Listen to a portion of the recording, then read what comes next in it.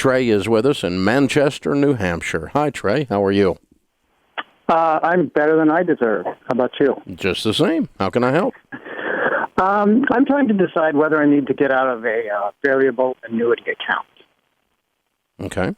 Why did you get in it? Because I was referred to this guy by a friend of mine, and he put me into this account about 10 years ago. Yeah, but why did you get into it? Well, because I thought it was a good idea at the time. Okay. What was a good idea? What part of it was a good idea? The part that I felt was good, that it was that it was going to grow at a certain rate and there wasn't a lot of risk involved. Okay. All right. You mean a minimum amount of rate? Because if it's a variable annuity, by definition, it's variable. But variable annuities some of them have a rate of growth guaranteed as a minimum of growth, right? Right. Well, this has every 3 years it has a step up. Yep. So it has a current, I can look at my account, it has a current income base, but the cash surrender value is the exact same as when I put the money in. Okay. So it's invested poorly inside of there. Inside of a variable annuity are mutual funds that you can choose, and what you're saying is they haven't grown. Correct. Okay. And well, what I would do is get it back in touch with whoever your broker is. You should have done this a while back probably, and see if you can change your mix inside of there. You don't have to stay in the exact same funds. Right. And choose better funds. If you can't find funds inside of the variable annuity that have good long-term track records that would have outperformed the S&P as an example, then I would look at rolling that variable annuity over to a different variable annuity, a different brand that would have mutual funds in it that are actually doing well, that you can pick from. There are several that have done well. The biggest problem, I'm just not a big fan of variable annuities, and the reason they're sold most often is because the commissions are about 4 times as much on that as they are on a traditional mutual fund purchase. Yes.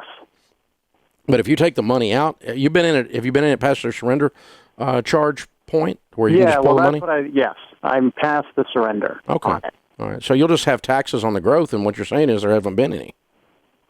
Right. Well, if I take it out today, I'll basically take out what I put in. Yeah. Because this was a pension, and this was my, my IRA. Yeah. How old are you?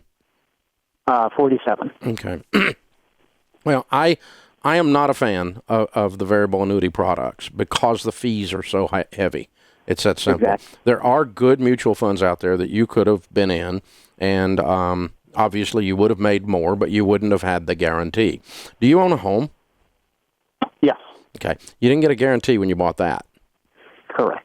And what you're looking for is a mutual fund that feels more like a home than trading stocks, meaning that it's an old, moss-covered growth stock mutual fund that's got a long track record, and therefore you've got a lot more comfort in it, like you're buying a home in a good neighborhood, even though you don't have a quote-unquote downside guarantee.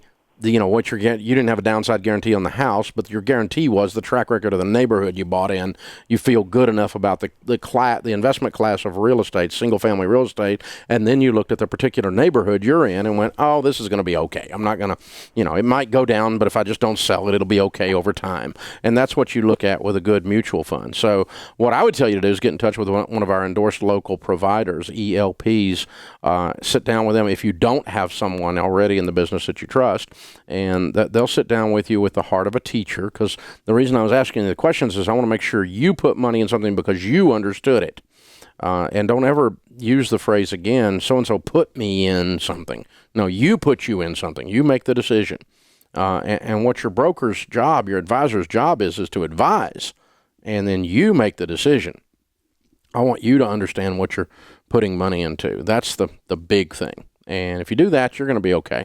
So I would either roll it to another variable annuity, or I just straight up cash it out and just move it into some good growth stock mutual funds. Straight up, something that simple. And you can get in touch with one of the ELPs, and they'll help you. You may want to look at some no loads, or even some and you can do those on a managed account with these guys. It's not any problem to do that at all. I'm not against that, where they just charge you a fee to manage the portfolio, and then you can look at it with them and decide. But the reason I said you might want to do some no loads or some is because you probably want to put some index funds in the mix that have a low turnover ratio, because if this thing starts making a profit, you're going to get taxed on it if it's not inside of that annuity, if you buy open market mutual funds. But the good news is if you buy low turnover mutual funds, that means that the income is not taxable because they haven't sold the stocks inside the mutual fund very often. And it's not taxable until you pull it out. And when you do pull it out, the money that you make on it is taxed at capital gains rate, where if it's in a variable annuity and it goes way up and then you pull it out, that's going to be taxed at ordinary income rate. So I love low turnover mutual funds in a setting like like you and I are talking about here. Now, that's outside of normal retirement. This is not in an IRA. If this is in an IRA, I just roll it into some, the mix we always talk about. I always spread my personal investments across 4 types: growth and income, aggressive growth, and international. Hey, thanks for the call, man. Appreciate you joining us. Several people tweeting this week, Warren Buffett talking about just buy an S&P 500 fund, put it in a Roth IRA, and forget it. You could do that, and it really wouldn't be a bad idea. All of you could. Why, Dave Ramsey saying that? Well, yeah. I mean, you can do that. But I mean, that's just buying the average. That's all you're doing. That's called passive investing. And if you've been listening to the show for about 30 seconds, you know I'm not passive about hardly anything. And that would include my investing. So my personal 401k has outperformed the S&P net of fees, after all commissions and expenses and everything are paid, by over 1.5 points a year for the past decade. In other words, I made 1.5% more than you would have made if you followed Warren Buffett. And let me just tell you, 1.5% is a lot. A lot. But a lot of mutual funds do not outperform the S&P. So you never want to buy a mutual fund unless it's outperforming the S&P. And you can look right there on the website of the mutual fund, and it's got a trend line on it, and it shows if it has outperformed the S&P.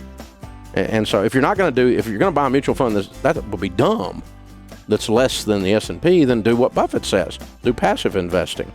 But, the only thing I've got against that is I think you can do better by not being passive. How about being active in your life, But he's just giving advice to dumb down where people don't have to think. And I just want to encourage you to think. There you go. This is the Dave Ramsey Show. Hey guys, thanks for watching. If you enjoyed this video, click the subscribe button to get the latest content and check out these other great clips from the show.